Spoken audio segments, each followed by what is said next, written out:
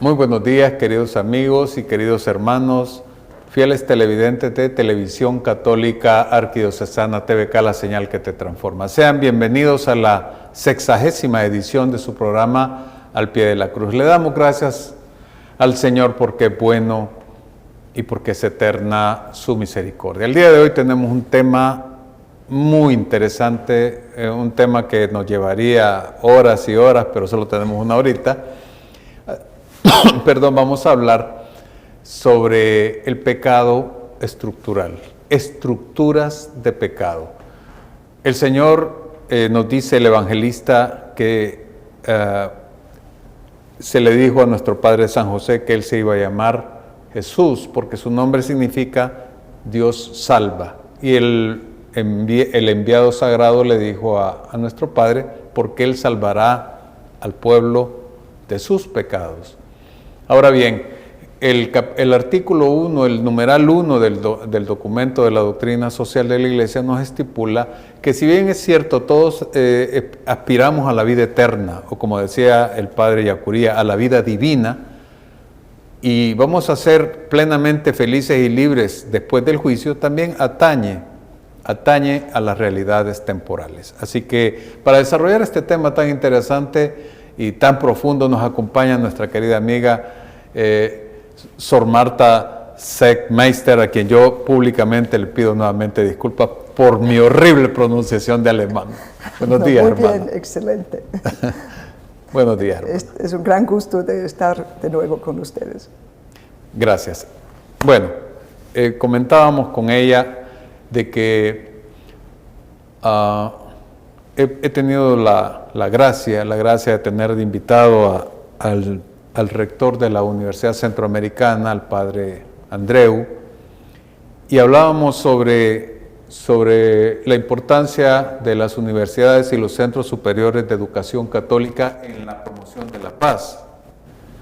Y una de las conclusiones hermosas que tuvimos en ese programa, que para mí personalmente fue muy satisfactorio, fue que las universidades prestan a la Iglesia, en cuanto a su misión, en cuanto a la misión de la Iglesia, un servicio importante en cuanto a ser fieles, testimonio fiel de Cristo y de su mensaje a nivel institucional. Vamos a hablar precisamente de eso, de las instituciones, ¿verdad? Existen instituciones, ¿verdad? Y no vamos a entrar en ningún maniqueísmo acá, obviamente nadie es perfecto, pero hay instituciones que por su esencia están orientadas al bien, pero en apariencia todas están orientadas al bien. Entonces, ¿cómo podemos hablar de estructuras de pecado? ¿Y cómo podemos definir qué es una estructura de pecado? Muchas gracias por esta pregunta interesante. Yo creo, lo primero es, el ser humano nunca es una realidad aislada. Yo como individuo, el ser humano es por su esencia un ser social, siempre en interacción relacionado con otros. Y por eso hay realidades sociales, situaciones sociales, que fomentan la vida humana, que hacen crecer el ser humano y hacen crecer relaciones de hermandad. Y hay otras situaciones sociales que son enemigos a la vida humana, que aplastan el ser humano, que lo someten en situaciones de servilismo o promueven los celos mutuos. Y eso contagia el ser humano. Aquí tenemos una realidad social que daña la vida humana hasta que mata.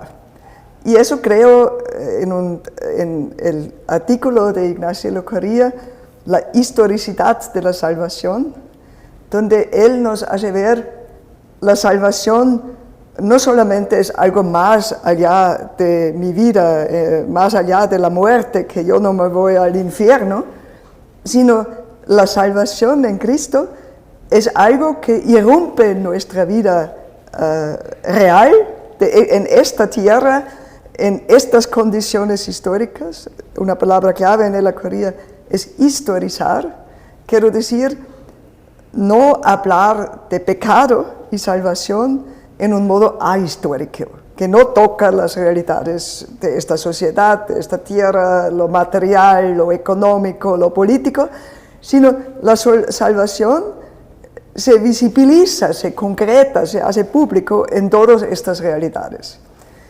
Y en este contexto después habla también de las estructuras de la gracia y las estructuras del pecado, y también en diálogo con la teología europea de este momento, ¿no? Donde siempre fue el problema fe o ateísmo, ¿no?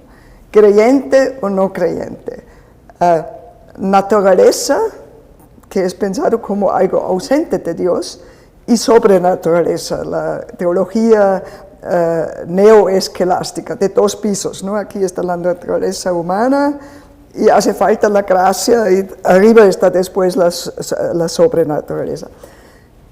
Él dice, ese no es el punto. Conocemos de los padres de la teología latinoamericana que no se trata creer o no creer, sino en América Latina todos creen, pero la pregunta, ¿en quién crees? ¿Crees en este Dios de la vida que fomenta la vida o crees en un ídolo de tus intereses?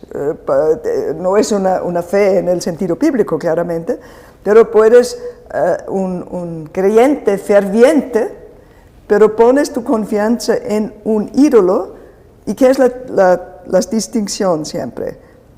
El Dios de la vida, que hace florecer la vida humana, que hace crecer el ser humano, o los ídolos de la muerte, que justifican acciones humanas que destruyen el ser humano, que aplastan, pisotean el ser humano. Y eso nunca es solamente una realidad individual, solamente mía, sino eso siempre, por los muchos individuos relacionados, se externaliza, se objetiviza, se cristaliza, o en estructuras de la gracia, quiero decir, un cuerpo social que está configurado por estos valores del Evangelio, los valores del Dios de la vida, o se manifiesta, repercute en una realidad social que está profundamente pervertida, contagiada, y por eso es una estructura externa de violencia, de opresión, que destruye el ser humano y es un cuerpo social contagiado por el pecado, configurado por el pecado.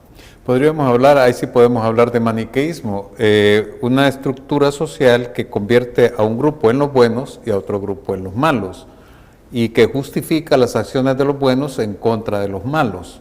Ciertamente que no. Recuérdense el trigo y la cizaña, ¿no?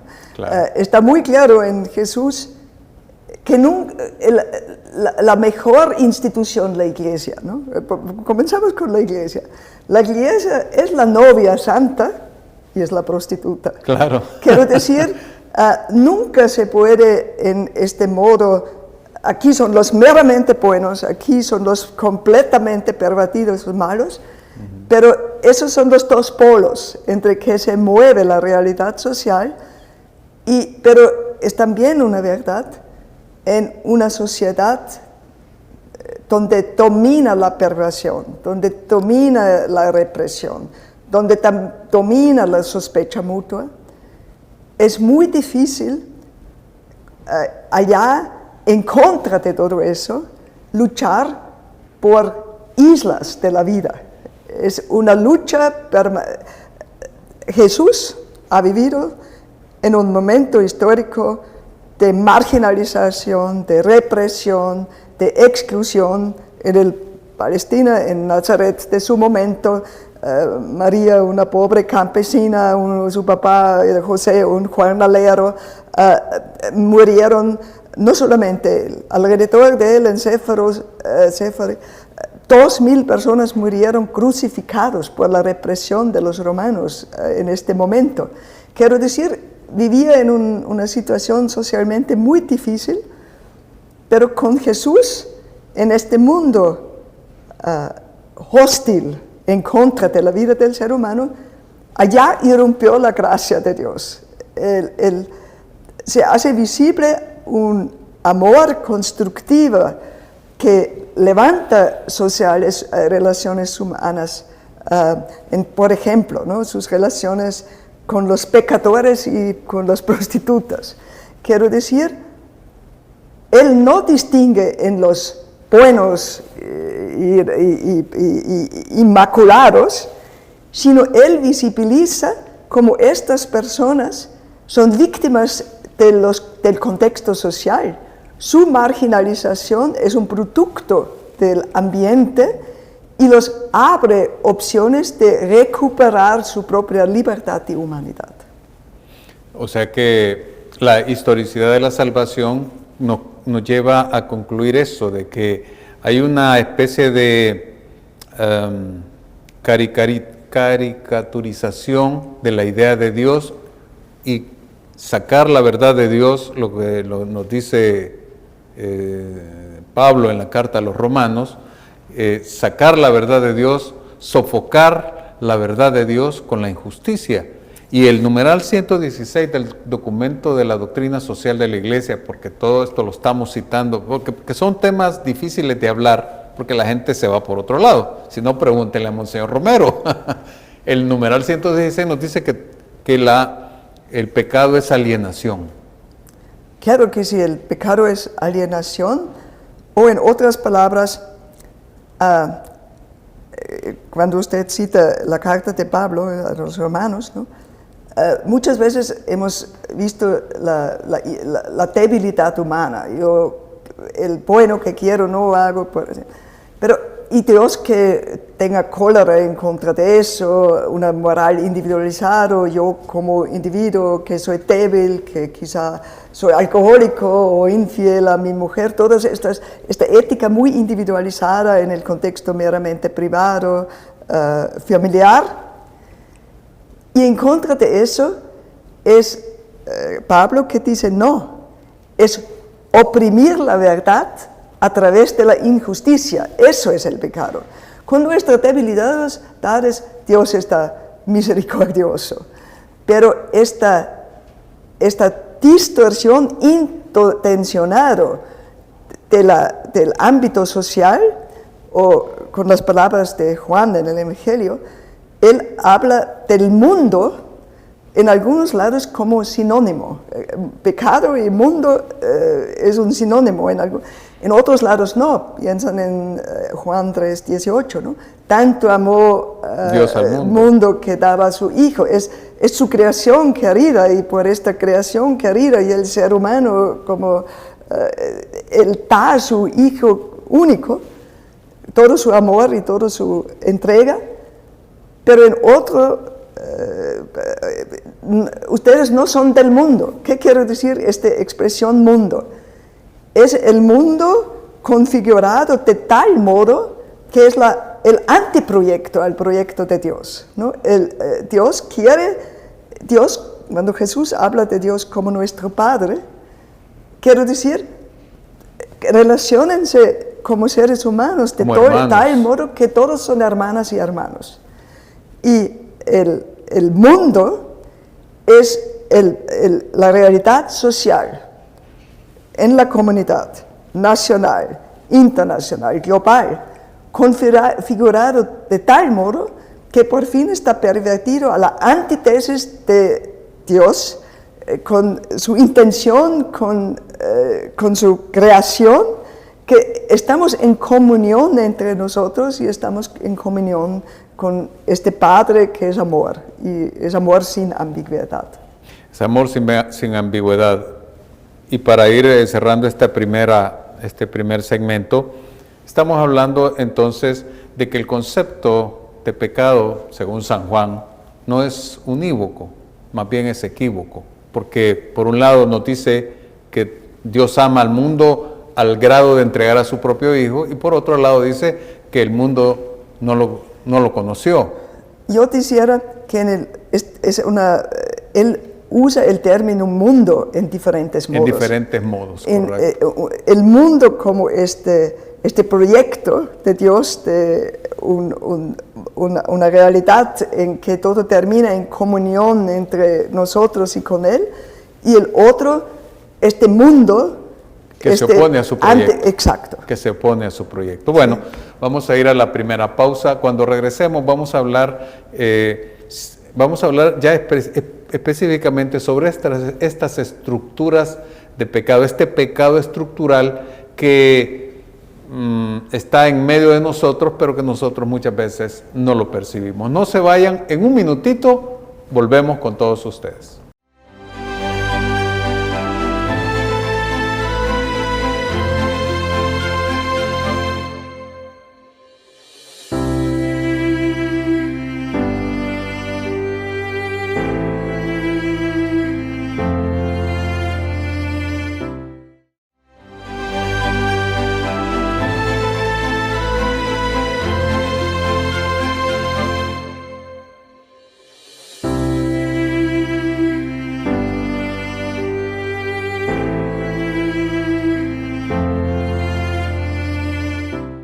Gracias por continuar con nosotros. Hoy la estamos pasando muy bien con mi querida amiga Sor Marta, que algún día voy a aprender a pronunciar muy bien su nombre. No se complique conmigo. Ok, un compromiso.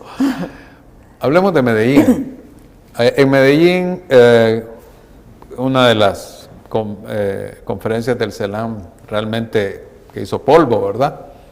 Se habla del pecado estructural como pecados de injusticia, como estructuras de injusticia y pecadoras. ¿Qué podemos hablar de Medellín? Muy bien. Quizá con 3 pinceladas el contexto de Medellín, ¿no? Medellín es la primera conferencia episcopal latinoamericana después del Segundo Vaticano. Quiero decir, en Europa fue este el problema. Siempre menos creyentes, muchos ateos. Y la reconciliación con la modernidad europea. Un tema importantísimo, pero los padres del concilio latinoamericanos se daban cuenta, eso no es el problema en América Latina. La gran mayoría se confiesa creyente. El ateísmo no es la gran amenaza aquí. Aquí tenemos otros problemas, y aquí es la famosa irrupción de los pobres, de que habla el padre John, pero también el Acuaria. Dicen que es el problema primordial en América Latina, la miseria que grita al cielo. Aquí es el punto central. 1968, la miseria que grita al cielo. Pero después hacen un análisis buen profunda, y aquí surge este concepto del pecado estructural, que quizá es el más latinoamericano, que también provocaba mucha discusión, etc. Pero ellos dicen, esta miseria no es simplemente la voluntad de Dios, ¿no? La pastoral preconciliar o antes de Medellín, al pobre decir, eso es tu destino, la voluntad de Dios, soportalo pacientemente y Dios va a recompensarte en el más allá. Los padres de Medellín dicen, esta miseria es la consecuencia de estructuras injustas, gravemente injustas, y estas estructuras producen una desigualdad escandalosa. Pero estas estructuras injustas no son un simple hecho que han caído del cielo, sino se han construido por siglos quizá, pero cuando normalmente decimos el pecado es lo que sale del corazón humano, y estructuras no pueden ser pecaminosas, que después critican el cardenal Joseph Ratzinger de estos tiempos, jefe de la Congregación de Fe, el futuro Papa Benedicto, y también un famoso teólogo de este tiempo, Hans-Urs von Balthasar, dicen, hablar de estructuras pecaminosas o estructuras del pecado estructural, eso provoca el peligro que relativizamos la responsabilidad del ser humano, porque el pecado es producto, sale del corazón humano y de la libertad humana. De la libertad personal. Y estos padres de Medellín nos hacen ver, no, el ser humano, no niegan que el pecado surge del corazón humano, pero en un primer paso nos hacen ver, por ejemplo, la ansiedad por poder, la codicia humana. Eso nunca es meramente un hecho individual, sino es ese pecado, o los hechos concretos de no pagar el sueldo justo o de acaparar o que sea, eso no queda en el ámbito individual, sino muchos que viven la codicia o la ansiedad para poder, estos muchos actos individuales se cristalizan, se exteriorizan, se objetivizan en algo que queda más allá del individuo. Permanente. Permanente, pero siempre en transformación. Claro, ¿no? claro. Eso, mi actuar personal, individual, contagia el ámbito social. Por eso en la teoría del pecado estructural, González Faust, por ejemplo, habla del pecado estructurante, que son estos muchos actos individuales que construyen algo fuera del individuo, que trasciende el individuo, y muchos corruptos hacen un país corrupto y estructuras corruptos. Eso es la parte activa. Pero después hay que ver del pecado estructural la parte pasiva. Quiero decir, yo nazco en una situación de violencia o de la corrupción o de la explotación. Antes que puedo relacionarme a eso, a través de la socialización por mis papás, etcétera, etcétera, eso configura a mí como persona. Y eso es la parte pasiva. Quiero decir, la estructura social repercute en el individuo y lo configura para su pura sobrevivencia, porque ninguna persona humana puede siempre vivir como un héroe solamente contra el sistema. El sistema. Tenemos que adaptarnos de algún modo para sobrevivir. Esto crea una especie de lazo de maldad, o sea, Exacto. Lo crea valores diferentes, y esos valores diferentes alimentan al monstruo que está ahí ya permanente. Exactamente. Y sigue y sigue. Eso es un círculo vicioso. Es un círculo vicioso, sí. Mire, en cierto sentido, la doctrina tradicional del pecado original, que como la teología del pecado estructural es un teologúmeno, no es un dogma, sino es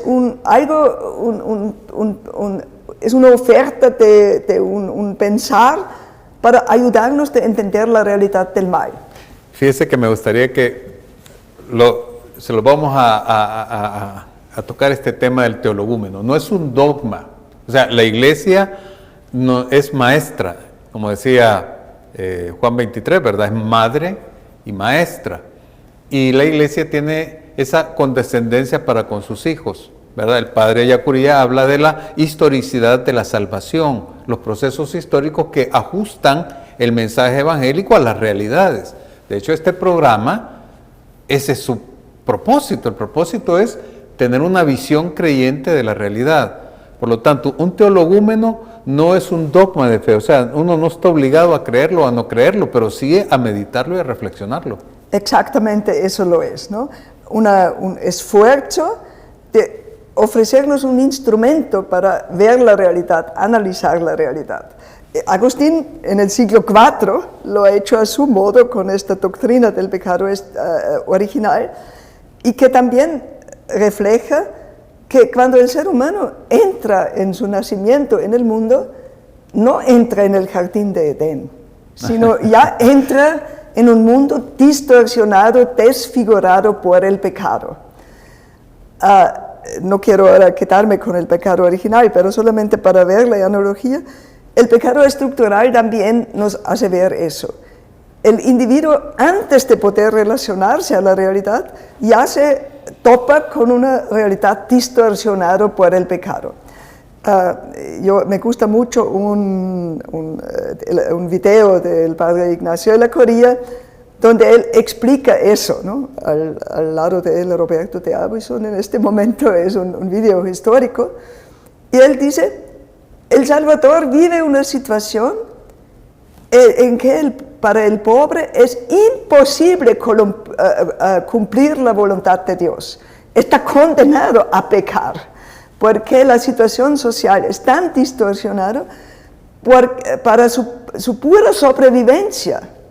No puede cumplir la voluntad de Dios. En la lucha de sobrevivencia le obliga a actos que están en contra de la voluntad de Dios. Por ejemplo, una madre que ya no vea ninguna otra opción para nutrir sus hijos que la prostitución, ¿no? Hay situaciones extremas, y en la Corea, en los inicios de la guerra civil, decimos, estamos en tal situación extrema, que nos imponen modos de actuar que están en contra de la voluntad de Dios. Por eso él también, como el padre John Soprino dice, no pesa de la misma manera el pecado del rico como el pecado del pobre. ¿Por qué? El pobre que roba una gallina por pura sobrevivencia es un pecado totalmente diferente al pecado de un multimillonario que especula en la bolsa y con eso condena a muchas personas a morir por hambre porque los precios de los granos básicos suben de tal manera. Quiero decir, pero eso presupone estructuras, la bolsa, los modos de especular. Hay estructuras que de verdad son estructuras del pecado porque van en contra de la vida del vulnerable. El Papa San Juan Pablo II el Grande nos lo coloca en dos grandes documentos, se los recomiendo, ahí están en internet. Uno es Reconciliación y Penitencia y el otro es Solicitud de Redes Sociales, donde él ocupa específicamente este tema que estamos hablando, pecado estructural, y según lo que nos dice ella, es de reflexionarlo. O sea, tenemos nosotros problemas verdaderos y reales. Si usted acaba de salir de la universidad, es un profesional, dígame usted, ¿dónde va a conseguir un trabajo bien pagado? ¿Cuánta gente profesional, incluso médicos, que antes el médico estaba como en el tope de los empleos en este país, no les ha tocado ir a call center o a maquilas, lugares donde les pagan una tontera, pero por lo menos con algo para llevar a su casa? La migración, las pandillas, el Exacto. Fenómeno de las pandillas, todo eso, no decimos, porque esto es bien importante aclararlo, no estamos justificando nada, no es que, entonces este es pandillero, porque no, al final siempre está la persona que peca, está el que decide, la decisión es de uno, pero no podemos engañarnos y pensar que no tiene nada que ver todo esto. Sí, exactamente, hay que ver las raíces de los problemas. Las raíces, correcto.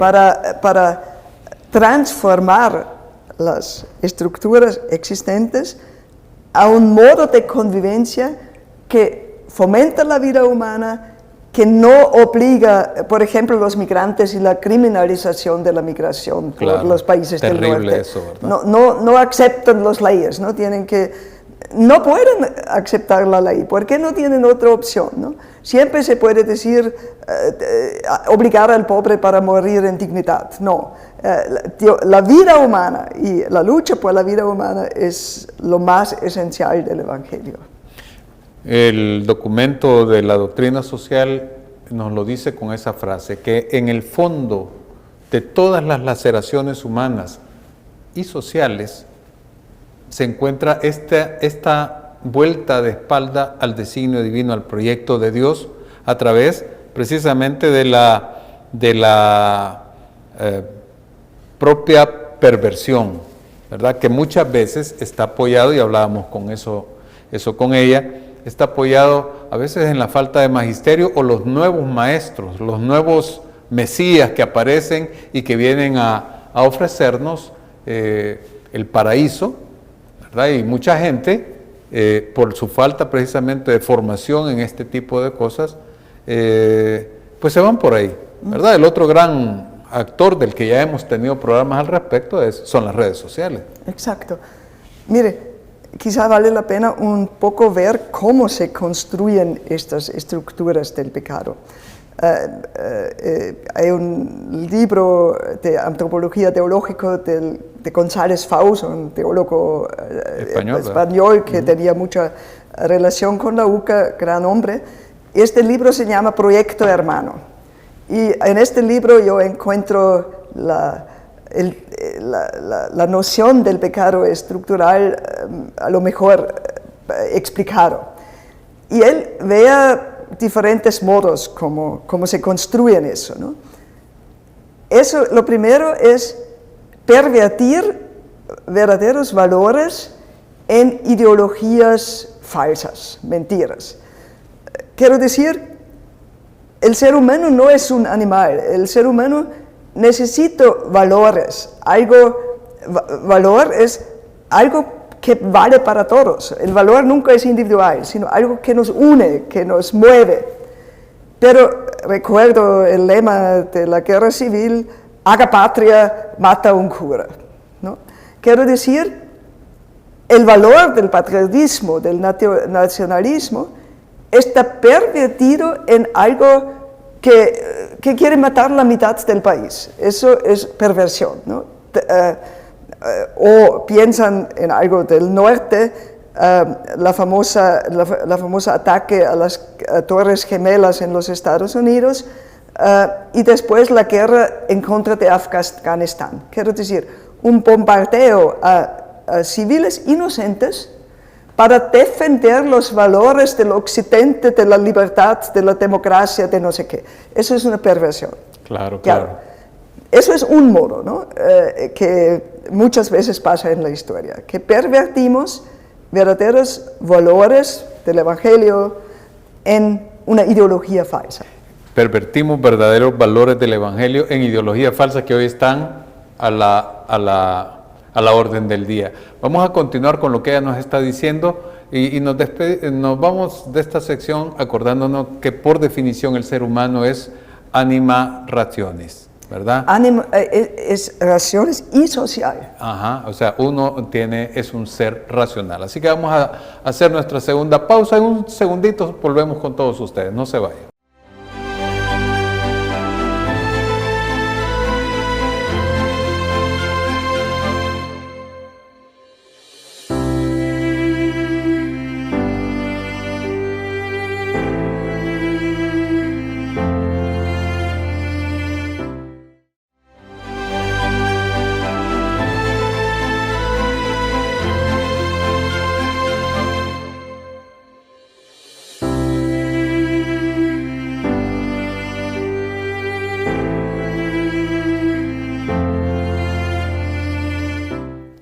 Gracias por continuar con su programa Al Pie de la Cruz. Estábamos hablando de unos pensamientos del padre González Faust sobre los elementos que constituyen una estructura de pecado. Sí, hemos hablado de las falsas ideologías, ¿no? Que cuando yo estoy inserto en una estructura como de los mareros, ¿no? Donde la violencia justifica todo, yo estoy afirmado hasta que se vuelve o mata a un cura, ¿no? Matar sacerdotes hasta que se está presentado como un actuar heroicamente. Un valor.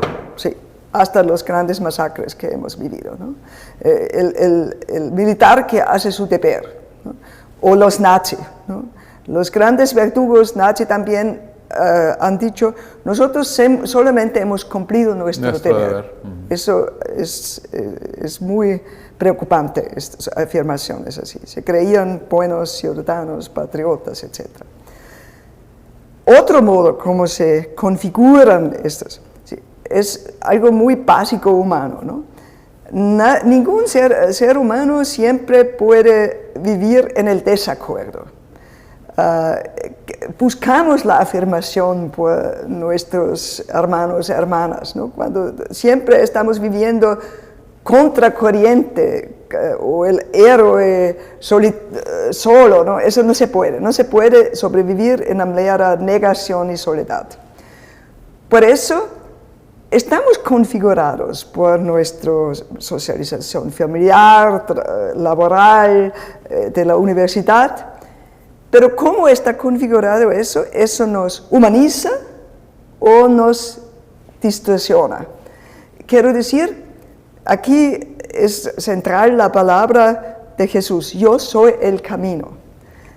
Jesús se ha hecho en su modo de actuar, de relacionarse con otros seres humanos, nos da un ejemplo para que nosotros podamos configurarnos según este ejemplo, actuar de este modo. Y así, nosotros también somos para la otra persona humana, por nuestra bondad, nuestra comprensión, nuestro modo de relacionarnos en modo de hermandad. Estamos una invitación al otro también de configurarse de tal modo, o somos un escándalo para el otro. Quiero decir, un escándalo que pervierte, que seduce al otro. Mire, este sinvergüenza tiene mucho éxito. Después, para tener éxito, tengo que actuar como él. Y eso muchas veces se realiza, ¿no? Y eso, otra vez, no solamente son lazos inmediatos, personales, sino eso es el clima político. Es el clima en una... El clima cultural. Cultural, eclesial, donde sea, ¿no? Siempre el ser humano en cierto sentido es camaleón. Asumimos el color de nuestro ambiente y no somos tan heroicos que algunas veces nos pensamos. Excelente. Entonces, podemos ser o camino para los demás y modelo o escándalo. Exacto.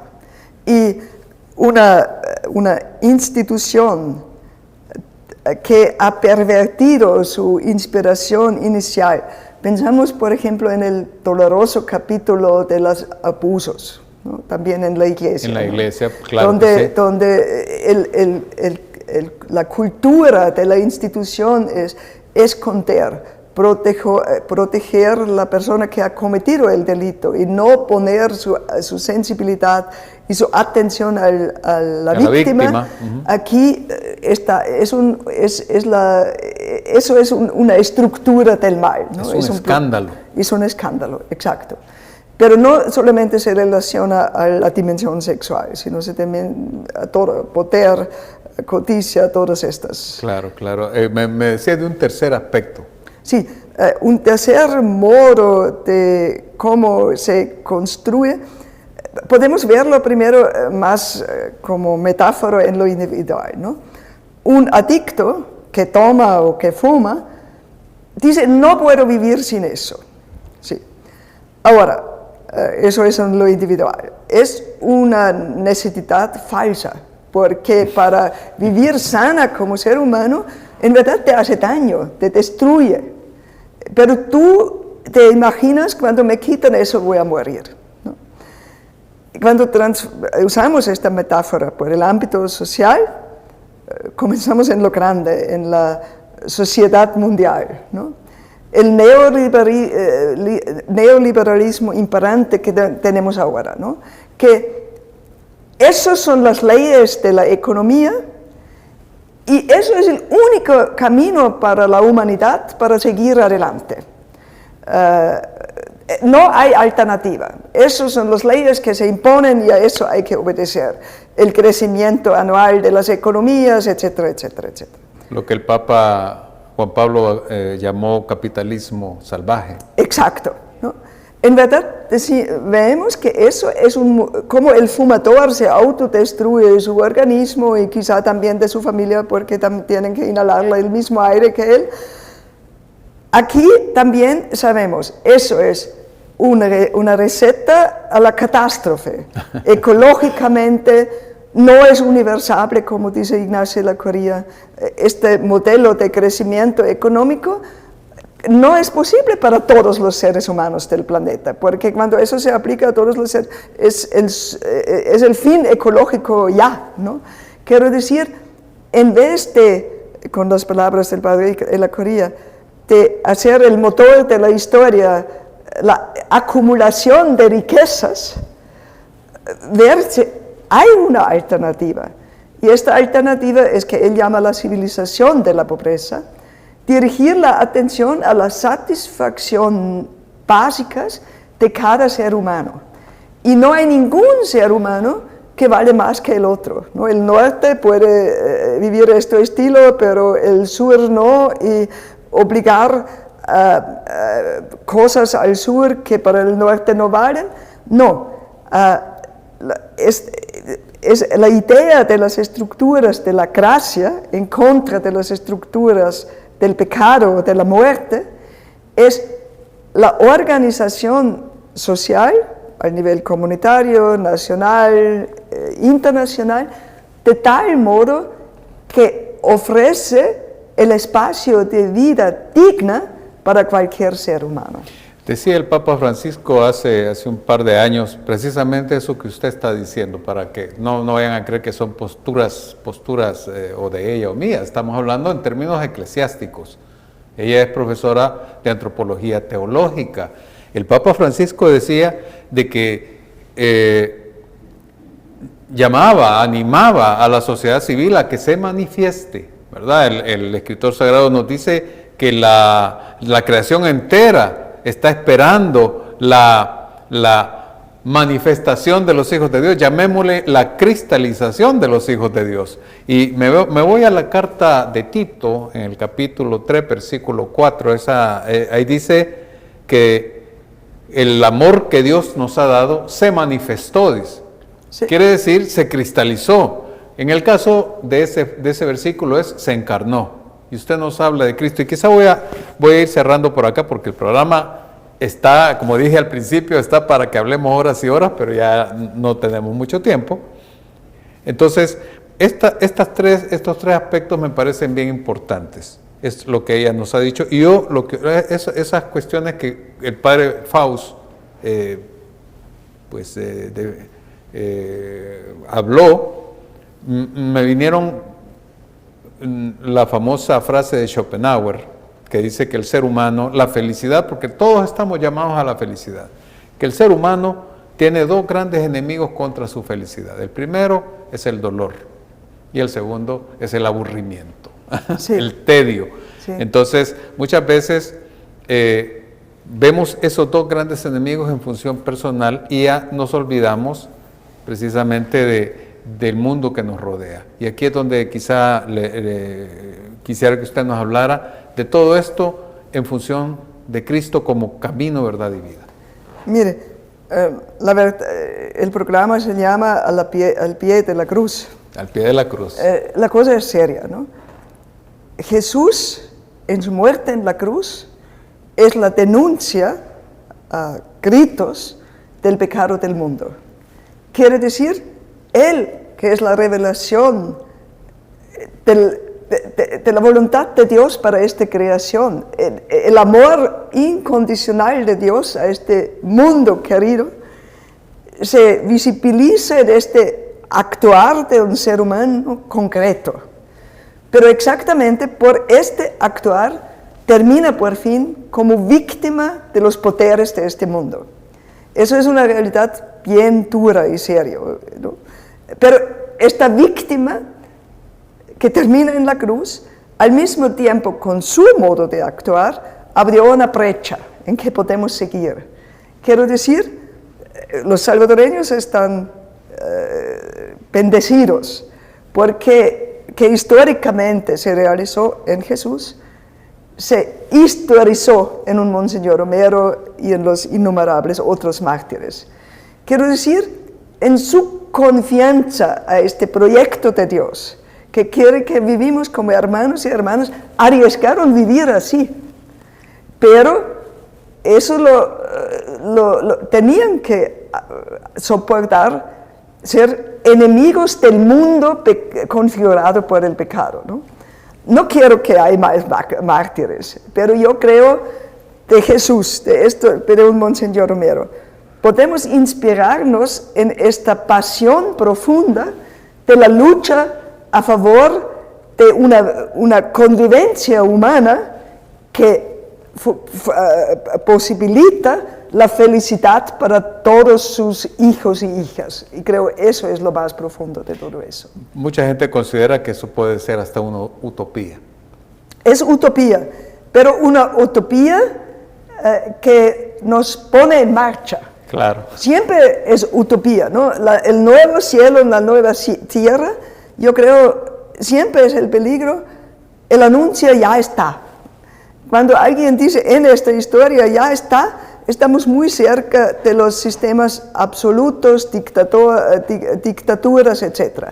Cuando decimos ya está logrado, hay que ser hay que tener sospechas, ¿no? Pero esta gran promesa del Evangelio, Dios es este Dios de la vida, va a secar todas las lágrimas. Todo eso, Jesús en su actuar, como Monseñor Romero, por eso invito mucho de estudiar las homilías de Monseñor Romero, de estudiar todos estos textos, se han hecho camino. Y tengo en ellos este ejemplo concreto que pueden configurar mi actuar. Y quizás no va a ser la vida más fácil, pero que va a ser la vida mucho más feliz, estoy seguro. Claro. Me vino a la mente aquella famosa frase de San Agustín que decía, aquel que dice que conoce a Dios, eso que conoce, ya no lo es. No es Dios, porque No. Dios se nos revela en Cristo y también se nos revela en el hermano que sufre, en el hermano que está al pie de la cruz. Y por cierto, ese fue el motivante del título de este programa, porque está la cruz, que es el trono del Rey. Él es entronizado ahí, y ahí es donde Él obtiene la victoria y nos abre esa puerta, ¿verdad? Y rompe esa utopía, deja de ser utopía. Estamos viviendo bajo de la gracia. Quiero decir, ya no estamos esclavos de estas estructuras que se imponen por este camino que abrió Jesús. Señor, sí. Pero al mismo tiempo también vamos a hacer la experiencia que somos débiles, vamos a fracasar miles de veces. Pero según Pablo en la carta a los Romanos, no se te esperan de eso. La misericordia de Dios es más grande que el fracaso de ustedes. Claro. Pero siguen en el camino, siguen marchando. Y como dice la carta, el libro de la sabiduría, así como es de grande su poder, así lo es su misericordia. Bueno, el tiempo nos ha comido, ha sido un gran programa, yo he aprendido muchísimo de ella como siempre, y quisiera unas palabras de despedida y un comentario final, hermana. Mire, estaba un gusto estar con ustedes. Espero que no he hablado demasiado abstracto, es un poco difícil y algunas veces no tengo el valor de ser demasiado concreto, pero que queremos es ofrecer instrumentos para estimular el pensamiento y el análisis de cada uno y cada una de ustedes. Claro. Como nos decía el padre Tojeira en un programa anterior, la iglesia está para iluminar la mente incluso de sus enemigos. Así que, hermana, gracias por habernos acompañado. Espero que no sea la última vez, por supuesto. Y a ustedes, pues, acordarnos de esa frase de Pablo, que es genial. Donde abundó el pecado, sobreabundó la gracia. Puede ser una utopía, ¿verdad? El cambiar las estructuras de pecado por estructuras de gracia, el cambiar este camino del hombre para poner a Cristo, que es camino, verdad y vida, y cambiar toda la escala de valores en valores que sean profunda y esencialmente valores evangélicos. Así que pues les agradecemos su presencia este día y les pedimos, como siempre, que colaboremos con los medios católicos de difusión para poder seguir adelante con estos programas de evangelización. Sin más, pues no me queda más que despedirme y decirle a todos ustedes ese que es mi cierre espectacular. Prueben y vean qué bueno es el Señor. Tengan todos ustedes muy buenos días.